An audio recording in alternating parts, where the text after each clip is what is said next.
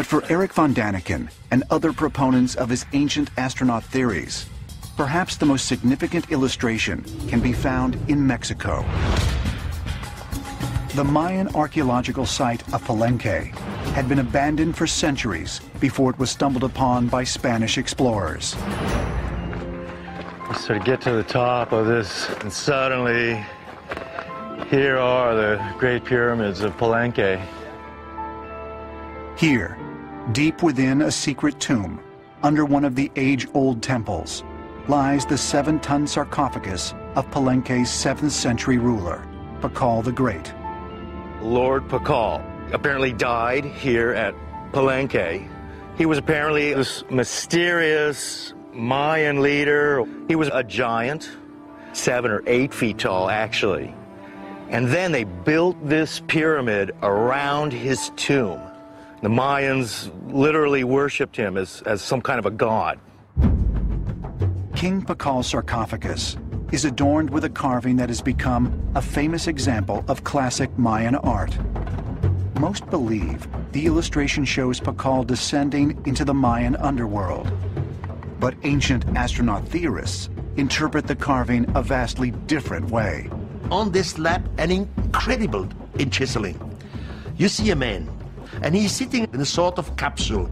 He has some sort of mask on his nose, and you see his upper hand, he's manipulating some controls. From the lower hand, he's turning something on. The heel of his left foot is on a kind of pedal, and outside of the capsule, you see a linking flame. This is incredible. This is absolutely a proof for extraterrestrials. 3, 2, 1, 0, liftoff.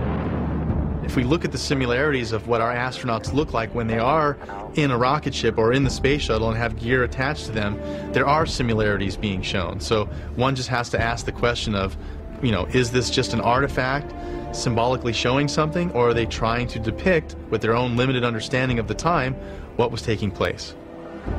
Was Lord Pakal just some Mayan king that everyone liked? Was he some important visitor from some far-off land?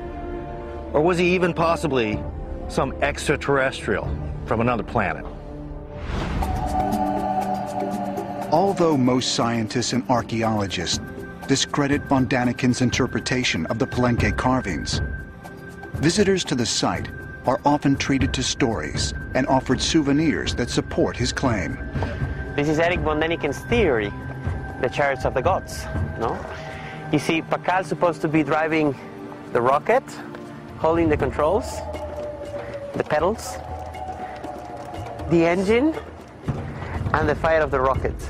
This will be the cabin, no? And this is the oxygen. Mainstream archaeologists claim that it's really a depiction of Lord Pakal and his journey to the underworld. He's under the ground rather than out into space.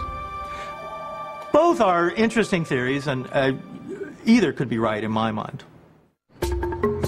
In recent years, Pakal's tomb has been closed to tourists and casual visitors. Although the sarcophagus is off limits, ancient astronaut theorists can still find a wealth of evidence in the carvings along the walls of Palenque. This is very similar to what's on the lid of Lord Pakal, of his tomb. The way he's got his left hand right here in like an odd position, and his wrist. Also some kind of rocket exhaust or something is coming out of him. But Lord Pakal may not have been the only alien who once walked the Palenque ruins. The Mayans had such an advanced calendar and mathematical system. Why were they so obsessed with the stars? One of the most advanced of any ancient cultures. And yet, the Mayans just vanished around 500 AD. We don't know where they went. And one explanation is that the Mayans were some kind of extraterrestrials, and they literally left our planet.